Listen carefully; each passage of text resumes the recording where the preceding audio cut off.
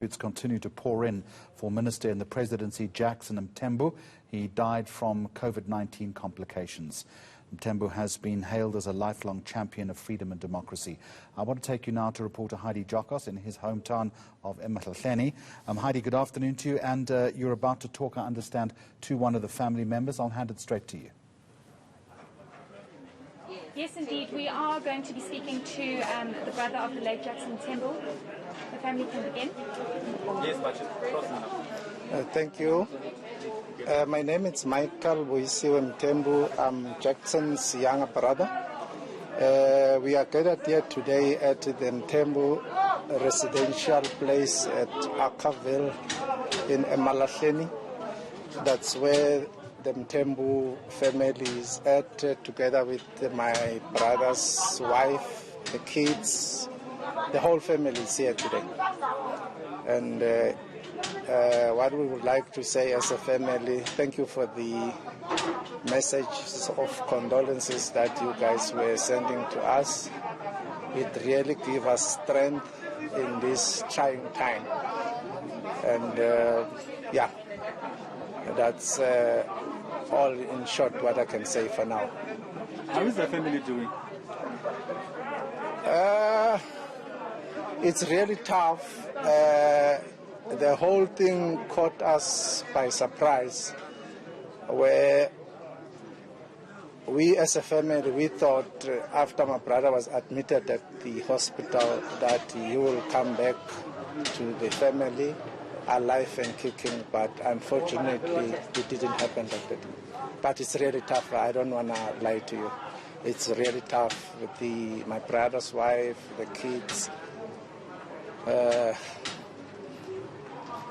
my uncles, my sister. Yeah, it's really, really, really hectic. Remember, this is one person that was the pillar of this family. He was one person, if you give him a call, you just twinkle your finger, he'll be at your doorstep. Now that giant has fallen. That's the unfortunate part, yeah.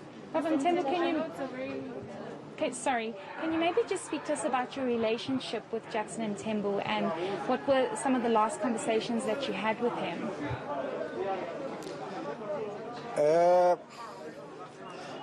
My relation. Your relationship with him, yes. Jackson is my mother's firstborn. He's the firstborn of the family.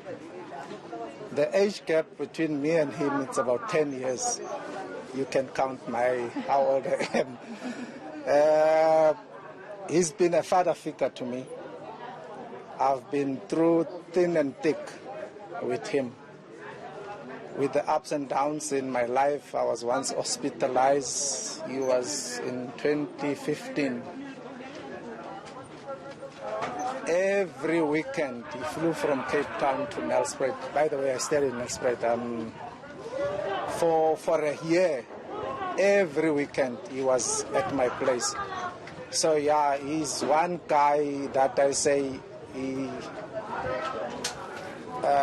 when I was still a kid, this is the person who was buying me clothes, who took me to school, who encourages me to study this and that, of which I can't divulge now. But yeah, he was like, I've heard people saying there's some look-alike or something like that. I'm not sure whether he looks like me or I look like him.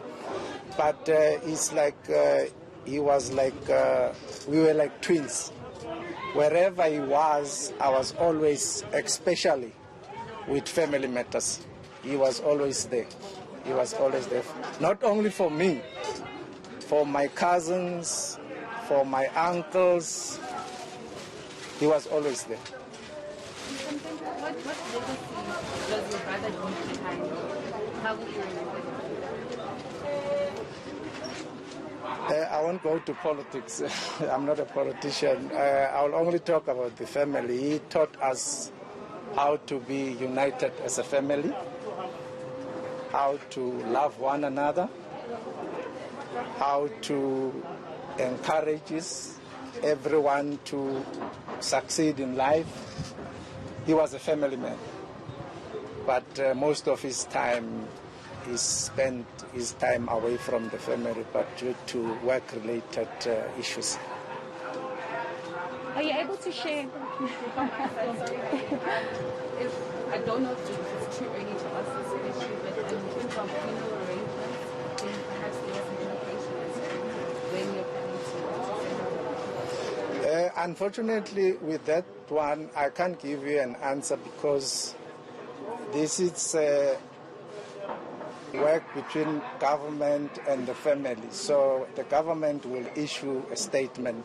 So all the details will be in that statement. Yes. Yes. I just want to ask one last question. I know it's very difficult to speak about this, but maybe just take us through some of the conversations that you had with him before he contracted the virus and while he was in hospital. If you can share some of those conversations with us. You said before you contracted the virus. I don't know how do you determine when you contracted the virus. That one I can't hear. I can't hear. Days ago. But what I can tell you, my brother used to give me a call every day to find out how is my family doing, how am I doing, work related, is there any problems here and there at home, whatever problems that I might have. But I think last week Tuesday, he called me early in the morning and said to me, "Hey, bro, I'm not feeling well. And I've got a stomach pain." No, he didn't say stomach, he said abdominal pain. Then I'm waiting for my specialist to come and check me. If nothing works, then I will be taken to hospital. Then I said, okay, fine, I'll hear from you later. Then an hour or two passed, then I called. The person who answered the phone was not Jackson. Well, you'll excuse me, I usually don't call him Jackson, I call him Boti.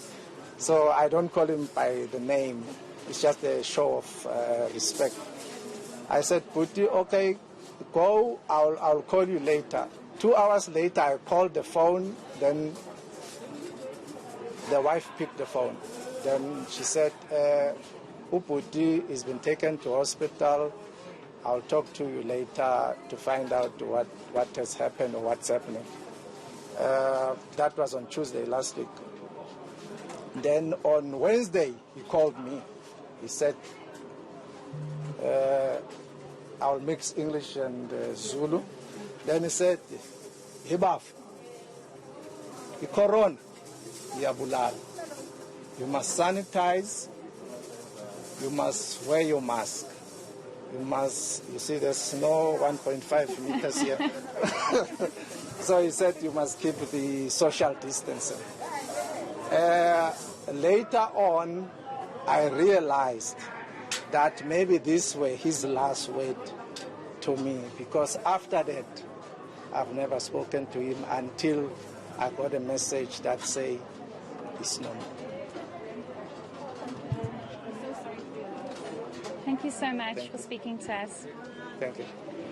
So there you have it, Jeremy. I think quite an emotional brother who just spoke to us about the last conversation that he had with his brother, speaking about how he was a role model, a father figure, and not even speaking about the role that he played in government, but rather the role that he played here at home, how people looked up to him and how he was the leader in the family. And when anybody needed something, they would always knock on Jackson and Mthembu's door. So, of course, not being able to speak about any funeral arrangements, which is understandable. Of course, the family is still trying to digest the news, and they will be speaking to us with regards to those details. But it's very hard to not have a lump in your throat when you see the emotions coming from the family. Jocos, I certainly concur with you. As you say, no details on the funeral yet, but another striking point that his brother made, a man who always united his family. Heidi Jocos.